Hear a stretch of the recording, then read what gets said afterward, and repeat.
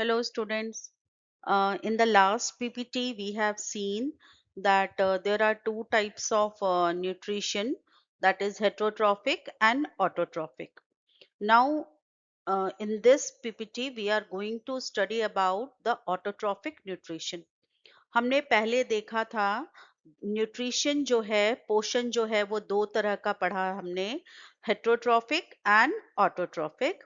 हम इस स्लाइड में सबसे पहले जो पढ़ेंगे ऑटोट्रॉफिक न्यूट्रिशन। ऑटो मीन्स खुद से, जो अपना पोषण अपना खाना खुद से बना सकते हैं, they are called autotrophic. Autotrophs, they are called autotrophs. तो ये हम छोटे क्लासेस से पढ़ते हैं। ऑटोट्रॉफ्स क्या है? Green plants. Because green plants मतलब उनके पास क्लोरोफिल है, तो वो अपना खाना खुद से बना सकते हैं। पर कैसे? तो ये सब बातें हम इस पीपीटी में देखने जा रहे हैं थोड़ा डिटेल में। We have already studied all this things in class 7। So, what is autotrophic nutrition? That is the process by which organisms make their own food using simple substance। बहुत ही सिंपल चीजों का यूज करके जब कोई organism, particularly green plants, अपना खाना खुद से बनाते हैं, they are called autotroph, and this type of nutrition is called autotrophic nutrition। तो वो यूज क्या क्या करते हैं? They use sunlight, water and carbon dioxide. तो इसको वो यूज किस तरीके से करते हैं, ये अब हम आगे देखेंगे। सो स्टूडेंट्स, जो ग्रीन प्लांट्स है बहुत ही सिंपल चीजों का यूज करके, like carbon dioxide, water and sunlight, इन सब का यूज करके वो अपना खाना बनाते हैं। So the process by which the green plants prepare their food by using carbon dioxide, water, sunlight and chlorophyll, that process is called photosynthesis। हम इसको फोटोसिंथेसिस क्यों कहते हैं? अगर हम इस वर्ड को तोड़े, फोटो लाइट, सिंथेसिस बनाना, सनलाइट के प्रेजेंस में जिस खाने को बनाया जाए, दैट इज कॉल्ड फोटोसिंथेसिस। और वो खुद से बनाया जाए, हम कुछ बाहर मतलब वो सारी चीजें हम खुद से ले रहे हैं, हम दूसरे किसी भी प्रोडक्ट्स की यूज नहीं कर रहे। जैसे जब हम अपना खाना बनाते हैं तो हम या तो प्लांट प्रोडक्ट्स या एनिमल प्रोडक्ट्स को यूटिलाइज करते हैं, बट जब हम प्लांट्स में जाते हैं तो प्लांट्स जो हैं वो कार्बन डाइऑक्साइड एंड वाटर, जो ये सारे इनऑर्गेनिक सब्सटेंसेस हैं जो तुमने केमिस्ट्री में पढ़ा है, कार्बन डाइऑक्साइड एंड वाटर, वो इनऑर्गेनिक सब्सटेंस हैं, और प्लांट्स इनको कन्वर्ट कर देते हैं ऑर्गेनिक सब्सटेंस के अंदर, और उस प्रोसेस को हम क्या कहते हैं? फोटोसिंथेसिस। तो अगर हम फोटोसिंथेसिस को डिफाइन करते हैं तो हम कैसे डिफाइन करेंगे? It is a process during which plants prepare glucose, और वो खाना किस फॉर्म में बनाते हैं? ग्लूकोज के फॉर्म में बनाते हैं। And what is the formula for glucose? C6H12O6। हम आगे देखेंगे उसको। And they prepare glucose and oxygen, सबसे इंपॉर्टेंट प्रोडक्ट ऑक्सीजन, जो हमारे इस अर्थ पे लिविंग ऑर्गेनिजम्स को सरवाइव करने में मदद करता है। दोनों चीज, खाना और oxygen, we get by this process, what? Photosynthesis. So I am defining photosynthesis. It is a process during which plants prepare glucose and oxygen using carbon dioxide and water in the presence of sunlight and chlorophyll. And this process is called photosynthesis। अब देखो बच्चों, raw materials मतलब हमें क्या क्या जरूरत पड़ती है। Whenever we go to kitchen, your mother goes to kitchen, what she wants, अगर उन्हें रोटी बनाना है, she wants atta, she wants water, और वो क्या हो गया, रॉ मटेरियल्स, और जब उससे रोटी बन गई वो हमारा क्या हुआ, प्रोडक्ट। तो प्लांट्स को इसी तरीके से खाना बनाने के लिए जो रॉ मटेरियल्स और कंडीशंस की जरूरत पड़ती है, तो सबसे पहला क्या है, कार्बन डाइऑक्साइड। ये कार्बन डाइऑक्साइड वो कहाँ से लेते हैं, लीव्स के लोअर सरफेस पे जो स्टोमाटा प्रेजेंट होते हैं, छोटी छोटी ओपनिंग्स प्रेजेंट होती हैं, जिसके बारे में हमने पढ़ा है। वो जो ओपनिंग्स प्रेजेंट होती हैं, वहां से वो क्या लेते हैं, कार्बन डाइऑक्साइड।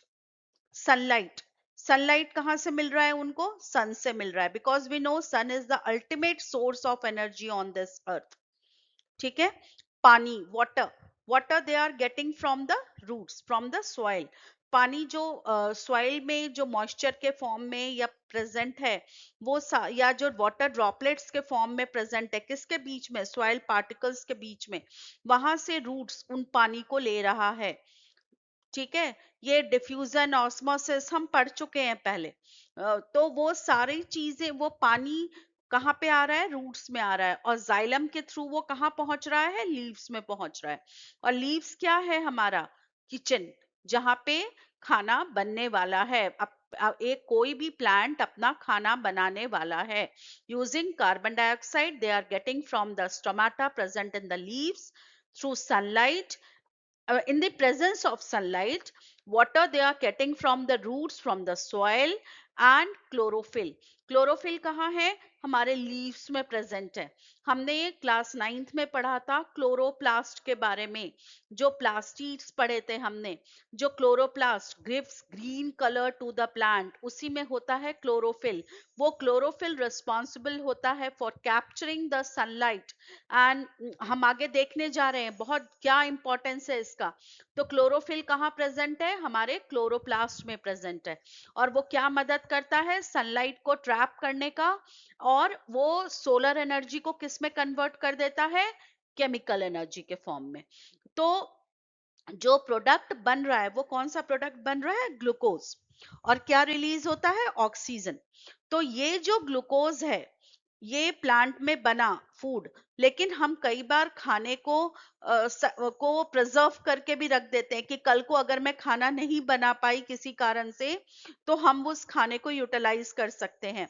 तो plants use to keep this glucose in the form of starch for the future use. और हमारे ह्यूमन बॉडी में क्या होता है, जो ग्लूकोज बनता है वो ग्लाइकोजन के फॉर्म में स्टोर होता है।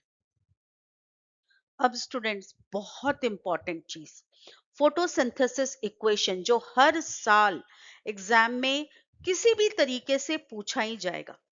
बैलेंस्ड केमिकल इक्वेशन, कई बार तुम्हें केमिकल इक्वेशन दे दिया जाएगा, उसको बैलेंस करना होगा। कई बार तुम्हें रॉ मटेरियल्स दे देंगे, प्रोडक्ट बनाना होगा। So you must know this balanced photosynthesis chemical equation. Okay. So what are the raw materials we have used, carbon dioxide, CO2, and water. So 6 molecules of carbon dioxide and 6 molecules of water. हम ये जो arrow बनाते हैं, what is required, sunlight and chlorophyll. In the presence of sunlight and chlorophyll, it is written on the arrow. And on the another side of arrow, we actually write the product. So what product is formed, glucose, C6H12O6 plus oxygen. 1 molecule of glucose and 6 molecules of oxygen. ठीक है।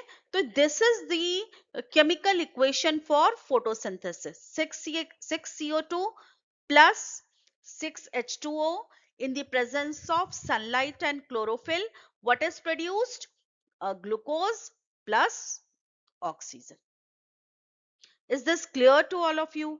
तो हम ये जो चीजें हैं, ये बहुत इंपॉर्टेंट है, इसलिए बच्चों इस चीज के ऊपर बहुत ज्यादा हमें ध्यान देने की जरूरत है। अगर तुम यहां देख रहे हो, यहां पर एक फिगर है जो क्लोरोप्लास्ट का फिगर है। अभी हमने वर्ड पढ़ा था क्लोरोफिल, और मैंने वहां बताया था क्लोरोप्लास्ट। तो ये जो तुम स्ट्रक्चर देख रहे हो ना, ये स्ट्रक्चर है क्लोरोप्लास्ट का। तो ये एक सिंगल क्लोरोप्लास्ट का स्ट्रक्चर है। इसमें तुम ये जो स्टैक्स लाइक स्ट्रक्चर देख रहे हो, ये जो स्टैक लाइक स्ट्रक्चर है, ये एक के ऊपर एक ऐसे जैसे बोरियों को रख दिया जाता है, वैसे ये रखा हुआ है। और एक इस सिंगल स्ट्रक्चर को हम कहते हैं, एक के ऊपर एक जो बोरी है, एक पूरे स्टैक को हम कहते हैं ग्रैनम। और एक सिंगल जो है, एक सिंगल बोरी जो है, उसको हम क्या कहते हैं, थाइलेक्वाइट। और एक जो हमारा ग्रैनम है, वो दूसरे ग्रैनम से एक पाइप जैसे स्ट्रक्चर से जुड़ा हुआ है, जिसको हम कहते हैं लैमेला। जो क्लोरोप्लास्ट है, ये डबल लेयर स्ट्रक्चर है, तुम देख रहे हो, outer membrane and inner membrane. और इसके बीच में जो ये स्पेस प्रेजेंट है, इसको हम कहते हैं स्ट्रोमा। एक्चुअली ये एक तरह से एक्वस लिक्विड है जो ये भरा हुआ है इसके बीच में, दिस इज कॉल्ड स्ट्रोमा। सो हमने क्लोरोप्लास्ट में क्या देखा, ग्रेना एंड स्ट्रोमा। तो इस तरीके से अगर हम फोटोसिंथेटिक इक्वेशन को देखते हैं, तो यहां पर तीन चार, जब हम ये इक्वेशन देख रहे हैं ना, हमें तब समझ नहीं आ रहा है। जब हम इसके अंदर जाएंगे ना, तो हम देखेंगे कि यहाँ तीन चार तरह की प्रोसेसेस हो रहे हैं। जैसे तुमने यहाँ तुम अगर देखो, पहला जो है वो क्या है कि सनलाइट और क्लोरोफिल के प्रेजेंस में कार्बन डाइऑक्साइड एंड वाटर मिले, और उन्होंने क्या बनाया, उन्होंने ग्लूकोज को बनाया। ये हम देखेंगे कि इसमें क्या क्या हुआ। देखो, अभी मैंने तुम्हें कहा कि इसके अंदर कुछ स्टेप्स हो रहे हैं, बहुत सिंपल सा दिखने वाला इक्वेशन, बट उसके अंदर कुछ स्टेप्स हो रहे हैं। वो क्या हो रहा है, पहला, क्लोरोफिल की जरूरत है, किसके लिए, सनलाइट को एब्जॉर्ब करने के लिए। क्यों, क्योंकि वो सनलाइट जो है वो सोलर एनर्जी के फॉर्म में है, और वो किस फॉर्म में कन्वर्ट हो जाएगा, केमिकल एनर्जी के फॉर्म में कन्वर्ट हो जाएगा। तो जो ये क्लोरोफिल है, ये क्या करता है, एब्जॉर्प्शन। तो सबसे पहला स्टेप जो हमारा फोटोसिंथेसिस में हो रहा है, दैट इज एब्जॉर्प्शन। किस चीज का एब्जॉर्प्शन, लाइट एनर्जी का एब्जॉर्प्शन। और कौन कर रहा है एब्जॉर्प्शन, क्लोरोफिल कर रहा है। और वो एक्चुअली कर क्या रहा है, एनर्जी सनलाइट को एब्जॉर्ब करके, वो क्लोरोफिल को एक्टिवेट कर दे रहा है। क्लोरोफिल को एक्टिवेट कर दे रहा है किस चीज के लिए, इलेक्ट्रॉन्स रिलीज करने के लिए। क्या रिलीज करने के लिए, इलेक्ट्रॉन्स। एक बार मैं फिर से रिपीट कर रही हूं, क्लोरोफिल जो प्रेजेंट है हमारे ग्रीन लीव्स में, वो उसका काम क्या है, it absorbs the sunlight, sunlight को एब्जॉर्ब किया, and it activates and it get activated to release what, electrons. Second step जो हमारा है, दैट इज कन्वर्जन। किस चीज का कन्वर्जन, इस लाइट एनर्जी का कन्वर्जन, किसके अंदर, केमिकल एनर्जी के अंदर। ये जो लाइट एनर्जी है वो केमिकल एनर्जी के अंदर कन्वर्ट हो जाएगी। तुम्हें अभी इस क्लास में नहीं पढ़ना, but you should know what is that chemical energy, it is in the form of ATP and NADPH। ठीक है। और इस केमिकल एनर्जी के चलते क्या होगा, जो वाटर रूट्स के थ्रू जो वाटर लीव्स में आया है, वो दो मॉलिक्यूल से बना है ना, तुम्हें पता है H2O, वो स्प्लिट हो जाएगा, किसके अंदर, H2 के अंदर एंड O2 के अंदर, वो स्प्लिट होगा, हाइड्रोजन एंड ऑक्सीजन। ऑक्सीजन जो है वो रिलीज हो जाएगा। और तुम्हें पता है फोटोसिंथेसिस का एक प्रोडक्ट क्या है, ऑक्सीजन। वो लाइफ देता है सारे और लिविंग ऑर्गेनिजम्स को। तो ऑक्सीजन वहां से रिलीज हो गया, बचा क्या हमारे पास, हाइड्रोजन। थर्ड स्टेप पे आते हैं। तो पहला स्टेप क्या हुआ, एब्जॉर्प्शन। दूसरा स्टेप क्या हुआ, conversion, conversion of light energy into chemical energy. Third step क्या हुआ, रिडक्शन होगा। रिडक्शन किसका होगा, जो CO2 प्रेजेंट है अभी भी हमारे पास, वाटर स्प्लिट हो गया, वाटर जो रूट से आया था वो स्प्लिट हो गया हाइड्रोजन एंड ऑक्सीजन में। ऑक्सीजन चला गया बाहर, स्टोमाटा के थ्रू बाहर निकल गया, बचा क्या? हाइड्रोजन। कार्बन डाइऑक्साइड अभी भी हमारे पास है, जो प्लांट्स ने स्टोमाटा के थ्रू जो कार्बन डाइऑक्साइड लिया था वो अभी भी हमारे पास है। तो वो कार्बन डाइऑक्साइड और ये हाइड्रोजन, ये दोनों जब मिलेंगे तो CO2 रिड्यूस हो जाएगा किसके अंदर? C6H12O6 मतलब ग्लूकोज के अंदर। तो ये किस फॉर्म में स्टोर होगा? मैंने बताया स्टार्च के फॉर्म में। तो थर्ड क्या हुआ? रिडक्शन। किसका रिडक्शन हुआ? CO2 का। किसके कारण हुआ? हाइड्रोजन के कारण हुआ। हाइड्रोजन कहां से आया? फोटोलिसिस ऑफ वाटर, जो केमिकल एनर्जी में कन्वर्ट हुई, सोलर एनर्जी जब कन्वर्ट हुई, कन्वर्जन हुई, तो क्या हुआ? पानी का मॉलिक्यूल टूट गया। That is called photolysis. Why it is called photolysis? क्योंकि वो फोटो मींस लाइट, लाइट के लाइसिस मींस टूटना, लाइट के प्रेजेंस में किसी भी मॉलिक्यूल का टूट जाना। तो कौन टूटा? वाटर टूटा। किसमें टूटा? Hydrogen and oxygen. ऑक्सीजन निकल गया, हाइड्रोजन कंबाइन हुआ आके किसके साथ? CO2 के साथ, और उसने CO2 को क्या किया? रिड्यूस कर दिया। किसके अंदर? कार्बोहाइड्रेट के अंदर। कौन सा कार्बोहाइड्रेट? ग्लूकोज के अंदर।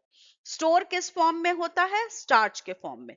तो एक बार फिर से, 3 steps of photosynthesis. First is absorption, second is conversion, second is what? It is called conversion, yes. Third one is reduction. So I think the thing is very clear to you. This question is asked many times in exam, so isko ekdam apne tumko dimag mein बिठा लेना है। तो बच्चों ये है ना कुछ नया, जो 7 8 में आज तक हमने फोटोसिंथेसिस पढ़ा, इसमें ये कुछ थोड़ा सा हम इसमें डीप जा रहे हैं, ठीक है? बट लेकिन बहुत इंटरेस्टिंग होने वाला है ये। अब जो हमने अभी पढ़ा था, इसके पहले 3 स्टेप्स पढ़े थे, क्या क्या क्या पढ़ा था? अगर तुम याद करो तो absorption, conversion and reduction. Absorption, absorption किसका? लाइट एनर्जी का। तो क्या जरूरत है वहां पे? लाइट की जरूरत है, ठीक है। कन्वर्जन, किसका कन्वर्जन? लाइट एनर्जी का केमिकल एनर्जी में। केमिकल एनर्जी क्या कर रहा है? वाटर को स्प्लिट कर रहा है, फोटोलिसिस ऑफ वाटर। तो क्या हो रहा है? टूट रहा है। वहां भी किसकी जरूरत है? लाइट की जरूरत है। तो ये जो भी प्रोसेस है जिसमें लाइट की जरूरत है, they are called light reaction.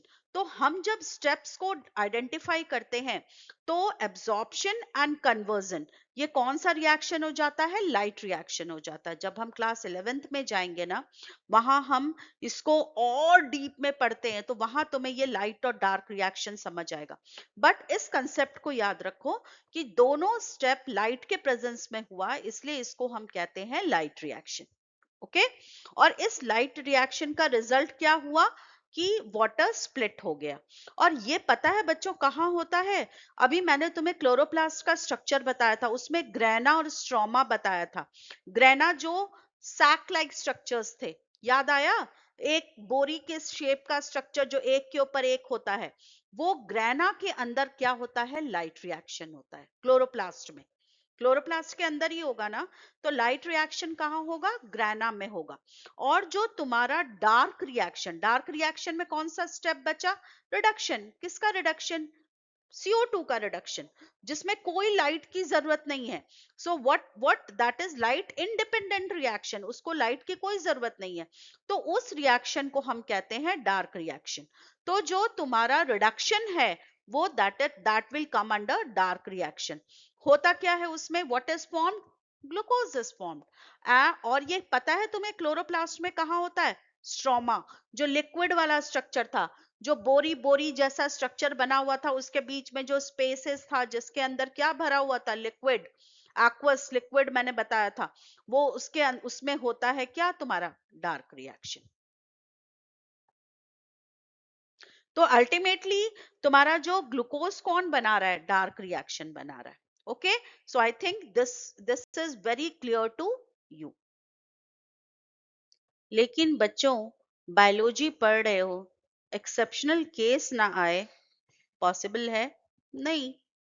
क्योंकि इतने लिविंग ऑर्गेनिजम्स हैं, सब एक तरह से जिए, सबका लाइफस्टाइल एक हो, नॉट पॉसिबल।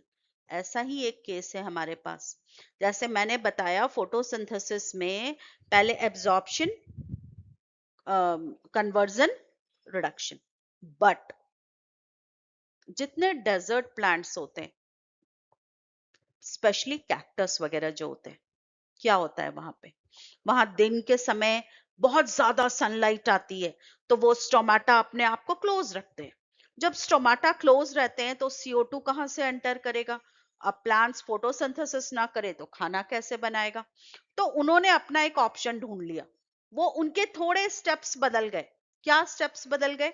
ये क्या करता है, during the night they take in, because night के समय उनका स्टोमाटा ओपन है क्योंकि धूप नहीं है, so stomata are open. So what they will do, they will capture the carbon dioxide, वो जो उन प्लांट्स के अंदर चला जाएगा और जाके स्टोर हो जाएगा। और वो जब स्टोर होता है तो वो एक इंटरमीडिएट प्रोडक्ट बनाता है। तो ये जो ये क्या करते हैं, कुछ इंटरमीडिएट प्रोडक्ट्स बनाते हैं। इसका मोस्टली वो जो होता है मैलिक एसिड के फॉर्म में होता है। किसमें? Malic acid, MALIC, malic acid के फॉर्म में होता है। ठीक है, तो वो बन गया। फिर दिन के समय जब सनलाइट आया, जब क्लोरोफिल ने सनलाइट को कैप्चर किया, तो वो जो स्टोर्ड CO2 है, जो इंटरमीडिएट फॉर्म, मतलब के इंटरमीडिएट प्रोडक्ट के फॉर्म में है, उसको वो कन्वर्ट कर देता है ग्लूकोज के अंदर। तो थोड़ा यहाँ प्रोसेस चेंज हो गया। पहले कार्बन डाइऑक्साइड ले लिया प्लांट्स ने, फिर दिन के उसको इंटरमीडिएट प्रोडक्ट में कन्वर्ट कर दिया, that is basically in the form of malic acid. और फिर जब दिन में, during daytime, when they capture the sunlight, that sunlight converts that intermediate product into glucose. Okay, so if it is asked in exam any exceptional case where this process of photosynthesis is little bit altered, or you can say कुछ ऐसा बताओ, कुछ exception बताओ जहां ये photosynthesis पहले absorption, conversion और reduction नहीं होता है, तो what you will write? Desert. तो ये जो क्वेश्चन है, ये कई बार एग्जाम्स में डायरेक्टली भी पूछ लेते हैं कि what is difference between how the photosynthesis process is different in case of desert plants. या फिर वो पूछेंगे what is photosynthesis, what are the steps of photosynthesis, give any example where this proper steps are not followed. तो तुम यहाँ पे desert plant का example दे सकते हो। ये एक अडेप्टेशन है। क्यों अडेप्टेशन है? What is the reason? क्योंकि दिन में वहां डेजर्ट में तुम्हें पता है बहुत स्कॉचिंग, बहुत गर्मी होती है। तो गर्मी होने के चलते द प्लांट्स अपना वाटर लूज ना करें, इस कारण से वो क्या करते हैं, स्टोमाटा को क्लोज रखते हैं। जब स्टोमाटा क्लोज है तो कार्बन डाइऑक्साइड ले नहीं सकते। जब कार्बन डाइऑक्साइड नहीं लेंगे तो फोटोसिंथेसिस कैसे होगा? तो उन्होंने जीने का तरीका सीख लिया है। ठीक है, तो बच्चों, इतना लीफ लीफ कर लिया, चलो थोड़ा सा लीफ का स्ट्रक्चर देख लेते हैं। इन मतलब उसका लॉन्गिट्यूडिनल क्रॉस सेक्शन हम देख रहे हैं। ठीक है, लीफ को जब काटा, बीच से काटा, तो वो कैसा दिखता है, कहाँ है उसमें स्टोमाटा, कहाँ है उसमें क्लोरोप्लास्ट, ये देख लेते हैं हम लोग। अगर हम एक देखें तो ये हमारा एक लीफ का स्ट्रक्चर तुम्हें अपने स्क्रीन पे दिख रहा होगा। बहुत जनरल सा स्ट्रक्चर है, कोई भी लीफ को तोड़ो उसमें तुम्हें ये दिखेगा। एक बीच में एक रिब होती है जिसे मिड रिब कहते हैं या वेन कहते हैं। Basically it transport water and food via xylem and phloem. उसके बाद तुम देख रहे हो कि जो बड़ा सरफेस है जो लीफ का, दैट इज कॉल्ड लैमिना, जो ब्रॉड फ्लैट सरफेस है, और वो मेन साइट है किसका? फोटोसिंथेसिस का। उसके बाद स्टोमाटा होते हैं। स्टोमाटा डाइकॉट प्लांट्स में तो वो मतलब तुम्हें बेसिकली ज्यादा से ज्यादा लोअर सरफेस पे दिखाई पड़ेंगे। तो जो ये तुम्हारे जो छोटे छोटे पोर्स हैं, दे आर प्रेजेंट। हम आगे चलकर स्टोमाटा का एक एनलार्ज स्ट्रक्चर भी पढ़ने वाले हैं। So these are stomata, and you all know that stomata is provided with guard cells which actually helps in closing and opening of stomata। ठीक है, तो स्टोमाटा का काम क्या है? वो हमारे को हेल्प करता है exchange of gases, transpiration, everything. फिर जो हमारा लैमिना था, जो हमारा सरफेस था लीफ का, उसमें क्लोरोप्लास्ट होते हैं। तो ये क्लोरोप्लास्ट हमें आंख से दिखाई तो ग्रीन कलर का पड़ रहा है, बट एक्चुअली जो ये क्लोरोप्लास्ट कहाँ प्रेजेंट है, लीफ के अंदर क्या है, एक बार तुम अपने बुक में इस भी स्ट्रक्चर को देख सकते हो। मैंने यहाँ पर स्लाइड में भी उस स्ट्रक्चर को दिया है, अगर तुम उसको ध्यान से देखो। ऊपर में जो एक लेयर है, सबसे ऊपर मत जाना, जो नेक्स्ट लेयर है दैट इज अपर एपिडर्मिस। जो रेक्टेंगुलर शेप का जो स्ट्रक्चर बना हुआ है, दे आर अपर एपिडर्मिस, और सबसे नीचे में जो है वो लोअर एपिडर्मिस। अगर तुम ध्यान दो तो अपर एपिडर्मिस जो है वो कंटिन्यूअस है, उसमें कोई ओपनिंग्स नहीं है। तुमने अगर ध्यान दिया तो नीचे लोअर एपिडर्मिस पे ओपनिंग दिख रही हो, तुम्हें गेट के जैसा दिख रहा है, दैट इज एक्चुअली स्टोमाटा। तो मैंने अभी तुम्हें बताया ना, स्टोमाटा कहाँ प्रेजेंट है, लीफ के लोअर स्ट्रक्चर पे। और उस स्टोमाटा के पास क्या है, गार्ड सेल्स हैं। जैसे गेट कीपर होता है ना, कि कब उसको बंद करना है, कब उसको खोलना है, लाइक दैट हम पढ़ेंगे कि वो कब स्टोमाटा बंद हो जाता है, कब खुल जाता है, हम ये आगे जाके पढ़ेंगे, ठीक है। अब हम आते हैं इस अपर एपिडर्मिस के ऊपर। अपर एपिडर्मिस के ऊपर तुम्हें एक स्ट्रक्चर लिखा दिख रहा है, क्यूटिकल, वैक्सी क्यूटिकल। ये वैक्सी क्यूटिकल एक्चुअली करता क्या है, ये प्रिवेंट करता है वाटर लॉस को, ठीक है। ये वाटर लॉस को प्रिवेंट करता है। ये बेसिकली बहुत ज्यादा डेवलप होता है कहाँ पे, डेजर्ट प्लांट्स के अंदर। तो ये क्यूटिकल एक एक्स्ट्रा लेयर हो गया तुम्हारा, किसके ऊपर, अपर एपिडर्मिस के ऊपर। उसके बाद तुम नीचे दो लेयर देख रहे होगे, एक लॉन्ग, मतलब तुम्हें रेक्टेंगुलर शेप ही है बट वो थोड़ा लॉन्ग है, क्यूबॉइडल शेप का है। और उसके नीचे तुम्हें स्फेरिकल गोल गोल स्ट्रक्चर्स दिख रहे हैं, नॉट, यू कैन नॉट से स्फेरिकल, कुछ ओवल शेप्स के हैं, कुछ ऐसे हैं, मतलब दिख रहे होंगे तुम्हें दो तरह के स्ट्रक्चर। तो ये जो पूरा जो है अपर एपिडर्मिस और लोअर एपिडर्मिस के बीच का जो ये पूरा पार्ट है, इसको हम कहते हैं मेसोफिल। जो तुमने यहाँ एक वर्ड देखा क्लोरोप्लास्ट का कि फाउंड इन मेसोफिल, तो इन दोनों लेयर्स को हम इन टोटल में, मतलब इन जनरल में, हम दोनों लेयर को अगर अलग अलग ना करें और एक साथ कहें तो हम क्या कहते हैं, मेसोफिल। ऊपर जो ये लेयर है तुम्हें इसमें गोल गोल क्लोरोप्लास्ट ज्यादा दिख रहे होंगे, है ना। क्यों क्लोरोप्लास्ट यहाँ ज्यादा दिख रहे हैं, क्योंकि सनलाइट कहाँ से कैप्चर होगी, अपर एपिडर्मिस से। पत्ते का ऊपर का सरफेस ऊपर सनलाइट को फेस करता है ना, वो ज्यादा सनलाइट लेगा, तो वो सनलाइट लेके तुरंत किसको दे देगा, ये फर्स्ट जो लेयर है मेसोफिल का उसको। और ये जो फर्स्ट लेयर है इसे हम कहते हैं पैलिसेड सेल्स। इसे हम क्या कहते हैं, palisade, PALLISADE, PALI, sorry not double L, PALISADE, palisade cells. So ये जो पैलिसेड सेल्स हैं, ये पैलिसेड सेल्स क्या करते हैं, इसमें बहुत सारे क्लोरोप्लास्ट है इसके अंदर में। तो इसका बेसिक काम क्या है, सनलाइट को कैप्चर कर लिया क्लोरोप्लास्ट ने। उसके नीचे जो तुम देख रहे हो, ये जो तुम, ये भी मेसोफिल का ही पार्ट है, लेकिन हम इनको क्या कहते हैं, स्पॉन्जी सेल्स। तो मेसोफिल दो में डिवाइड हो गया, पहला पैलिसेड, दूसरा स्पॉन्जी सेल्स। तुम देख रहे होगे स्पॉन्जी सेल्स के बीच में बहुत सारे गैप्स है, एक सेल के बीच में गैप्स है। दीज गैप्स वाई, तुम उसके नीचे देख रहे हो स्टोमाटा है, स्टोमाटा का काम क्या है, एक्सचेंज ऑफ गैसेस। तो ये गैप्स के अंदर क्या फिल हो सकते हैं, गैसेस फिल हो सकते हैं। तो देखो नेचर ने कितने अच्छे से इस स्ट्रक्चर को बनाया है। क्लोरोप्लास्ट प्रेजेंट है, स्पॉन्जी सेल्स में भी प्रेजेंट है, कम है। क्यों, क्योंकि सनलाइट लीफ के नीचे तक आने में उसको समय लगेगा, बट इन पैलिसेड वो तुरंत आ जाएगा। तो पैलिसेड में क्लोरोप्लास्ट का जो कंसंट्रेशन है वो ज्यादा है। और नीचे स्पॉन्जी सेल्स, क्योंकि वो स्टोमाटा के करीब है, तो उसके अंदर क्या है, एयर गैप्स बहुत सारे हैं, ताकि एक्सचेंज ऑफ गैसेस जल्दी और आराम से हो सके। So I think the structure of leaf is clear to all of you. Stomata, stomata सुनते आ रहे हैं छोटे क्लासेस से। ये तुम अगर जब लीफ का क्रॉस सेक्शन लेते हैं ना, हिबिस्कस का जो लीफ होता है ना, बहुत सुंदर दिखाई पड़ता है उसका, जब हम प्रिपेयर करते हैं ना स्टोमाटा उसका, जब हम लैब में, बहुत सुंदर दिखाई पड़ता है। यहाँ तुम्हें दिख रहा है ये इस तरह का कुछ स्टोमाटा हमें माइक्रोस्कोप के अंदर दिखाई पड़ेगा। तो basically stomata are what, they are the tiny pores present on the lower surface of leaf, surrounded by a kidney shaped structure that is guard cells, जो उसको ओपनिंग और क्लोजिंग में मदद करेगा। What is the basic function of stomata? Enter of CO2, release of O2, जो मैंने कहा exchange of gases, and transpiration means releasing extra water from the plant body in the form of water vapor. That is also very important for the plant, if you remember, isn't it?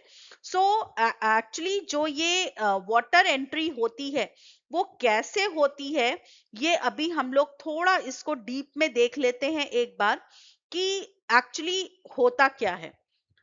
Okay, तो हम चलते हैं एक new slide के ऊपर और वहां हम इसको देखते हैं किस तरीके से ये गार्ड सेल्स ऑपरेट करता है स्टोमेटा को। तो बच्चों यहां तुम्हें दिख रहा होगा गार्ड सेल्स का और स्टोमाटा का फिगर। दो फिगर है, अगर तुम उसको माइन्यूटली स्टडी करोगे तो तुम देखोगे पहला जो ए स्ट्रक्चर है वहां पे स्टोमेटल पोर जो है अच्छा खासा वाइड है, और अगर बी में देखते हो तो वो क्लोज है।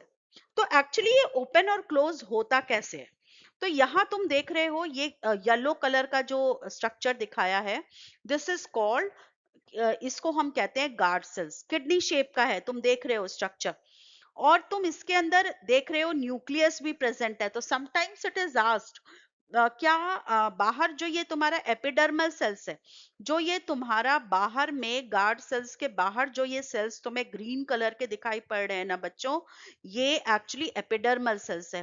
तो तुम्हारा जो न्यूक्लियस है वो गार्ड सेल्स के अंदर प्रेजेंट है, ठीक है। और ये क्लोरोप्लास्ट वो भी प्रेजेंट है तुम्हारा बेसिकली कहाँ पे, ज्यादा ये तुम्हारा गार्ड सेल्स के अंदर, ठीक है। तो कई बार ये एक बार एक मतलब ये क्वेश्चन आया है एग्जाम में कि न्यूक्लियस कहाँ होता है, क्लोरोप्लास्ट कहाँ होता है। तो I think it is clear to you.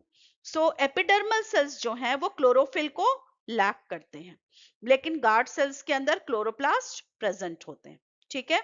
और ये जो इनर वॉल तुम देख रहे हो डार्क ग्रीन कलर से, ये एक्चुअली तुम्हारा इनर वॉल है, थिक होता है ये। और तुम जो ये बाहर का वॉल देख रहे हो जिसके बाहर में एपिडर्मल सेल्स है, ये थिन होता है, पतला होता है। और बीच में जो ये डार्क ग्रीन कलर का देख रहे हो, येलो, जो येलो और ग्रीन, ये एक्चुअली क्या है, इनर तुम्हारा वॉल है, थिक वॉल होता है ये स्टोमेटा का, ठीक है। तो अब ये स्टोमेटा ओपन और क्लोज कैसे होता है? तुम्हें पता है ड्यूरिंग डे टाइम जो हमारे गार्ड सेल्स होते हैं वो क्या होते हैं, ओपन होते हैं कि क्लोज होते हैं? वो बेसिकली डे टाइम के अंदर ओपन होते हैं। तो होता क्या है, जो वाटर है वो गार्ड सेल्स के अंदर चला जाता है, कहां से? एपिडर्मल सेल्स में से। एपिडर्मल सेल्स में से वो जो वाटर है वो through osmosis it goes to the guard sales.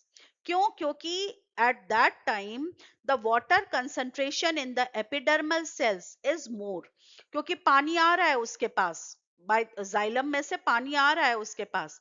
तो पानी आ रहा है तो क्या है, वो सेल्स के पास कंटिन्यूअसली वाटर आ रहा है, तो उनके पास पानी का कंसंट्रेशन ज्यादा है।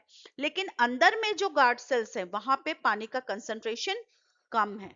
तो अब क्या होगा कि जब वो पानी बाहर से अंदर की तरफ आएगा, जब तुम्हें पता है जब एंडोऑस्मोसिस होगा तो क्या होगा, वो चीज स्वेल कर जाएगा। तो वो स्वेल करेगा, जब वो स्वेल करेगा तो स्टोमेटा क्या होगा, जब वो स्वेल होगा तो वो बाहर के साइड फोर्स लगाएगा और उसके चलते वो स्टोमेटल पोर जो है वो ओपन हो जाएगा। तो दिन के समय the stomata remains open, why? Because the water enters from the epidermal cells into the guard cells, which make the guard cells swell and the stomatal pore opens. But night में उल्टा हो जाएगा, क्या? नाइट के समय में वो जो पानी है उसका कंसंट्रेशन कम हो जाएगा, कहाँ पे? एपिडर्मल सेल्स के अंदर। लेकिन गार्ड सेल्स में अभी भी वाटर है, इतना सारा पानी दिन में ले चुका था। तो अब क्या होगा, अपोजिट, हायर कंसंट्रेशन कहाँ हो गया? गार्ड सेल में। एपिडर्मल सेल में less water concentration, so water will move from the guard cells to the epidermal cells, और गार्ड सेल्स क्या होंगे, फिर श्रिंक हो जाएंगे। एक्सोऑस्मोसिस हो रहा है, एक्सोऑस्मोसिस होगा तो guard cell will shrink, when guard cells will shrink वो बगल में आएंगे, श्रिंक होंगे, तो वो इंटरनल फोर्स अप्लाई करेंगे एक दूसरे के ऊपर, बगल में आएंगे। जब बगल में आएंगे तो stomatal pore will get close. So night के समय क्या होता है, हमारा जो गार्ड्स, जो हमारा स्टोमेटल पोर है वो क्लोज हो जाता है। तो हमारे जो तुम्हारे जो गार्ड सेल्स, जो तुम्हारे स्टोमेटा हैं, they remain open in the daytime and they get closed in the night time. Why? Because due to the flowing of water in between the guard cells and the epidermal cells. I think it is very clear to all of you, because this question is asked every time in the form of MCQ or in the form of question, 1 marks 2 marks. So इस concept को एकदम clear करके चलना। और एक चीज और, जो exchange of gases है, it also occurs through the surface of stem, root and leaf। सब तीनों से होते हैं, मैंने ये तुम्हें पहले भी पढ़ाया हुआ है कि जो एक्सचेंज होते हैं, वो प्लांट्स जो है वो इंडिविजुअली एक्सचेंज करते हैं। ठीक है, तो ये चैप्टर खत्म करने के बाद एक क्विक रिवीजन और एक एमसीक्यू कर लेते हैं, ताकि हमने जो भी पढ़ा वो एक बार रिवाइज हो जाए। बट उसके पहले, वहां आने के पहले एक चीज बता दूं जो बच्चे हमेशा गड़बड़ करते हैं। Photosynthesis only takes place in plant during day time. ठीक है, सनलाइट प्रेजेंट है तब तक फोटोसिंथेसिस करेगा, लेकिन बच्चों रेस्पिरेशन वो दिन में भी करेगा और रात में भी करेगा, दोनों टाइम पे कर रहा होता है वो रेस्पिरेशन। ये मत लिखना कभी कि वो रेस्पिरेशन रात में करता है, दिन में नहीं करता, दिन में भी रेस्पिरेशन कर रहा होता है। So plants do respiration during day and night both, but they do photosynthesis only during daytime। ठीक है, आ जाते हैं पहला question. Green plants prepare food by respiration? No. Digestion? No. किसके through? Photosynthesis. Pigment that trap sunlight, हमने पहला ही पढ़ा था, एब्जॉर्प्शन कौन करता है? क्लोरोफिल। अब यहाँ दो चीज, मतलब मैंने पहले भी बताया था, what is the difference between chloroplast and chlorophyll. Chloroplast क्या है? ये प्लास्टिड्स में होते हैं, है ना, और वो एक्चुअली ग्रीन कलर का स्ट्रक्चर है, और इस क्लोरोप्लास्ट के अंदर क्या प्रेजेंट है तुम्हारा? Chlorophyll.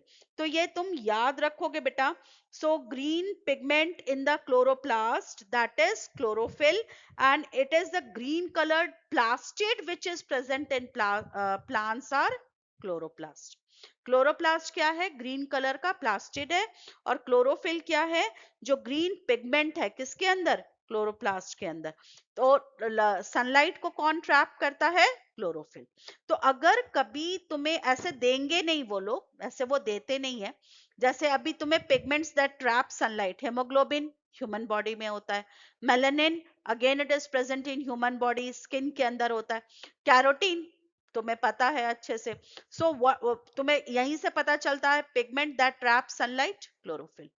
CO2 enters the leaf through, अभी हमने बात किया स्टोमाटा।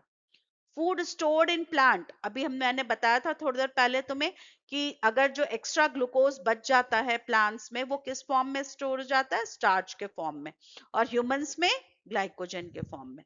कौन सा गैस रिलीज होता है? Gas release during photosynthesis, you know, oxygen, that gives life to us. Okay, अच्छा एक बार ये क्वेश्चंस कॉम्पिटेंसी बेस्ड एक क्वेश्चन है जो हमेशा पूछा जाता है कि if stomata are blocked by petroleum jelly, अगर हम सरफेस पे, लीफ सरफेस के ऊपर वैसलिन अप्लाई कर दें, तो क्या फोटोसिंथेसिस रुक जाएगा? बट नेचुरली यस, क्योंकि CO2 क्या है, वो एंटर होना बंद हो जाएगा। हमने स्टोमेटा के माउथ को क्या कर दिया? क्लोज कर दिया। तो CO2 एंटर ही नहीं करेगा। जब CO2 एंटर नहीं करेगा तो प्लांट्स वो कैक्टस की तरह अडेप्टेड नहीं है, तो क्या होगा? फोटोसिंथेसिस प्रोसेस रुक जाएगा। जबकि सनलाइट और वाटर अवेलेबल है, लेकिन कार्बन डाइऑक्साइड ही नहीं होगा, तो रिड्यूस क्या होगा? रिड्यूस होके कहां से ग्लूकोज बनेगा? So it will stop.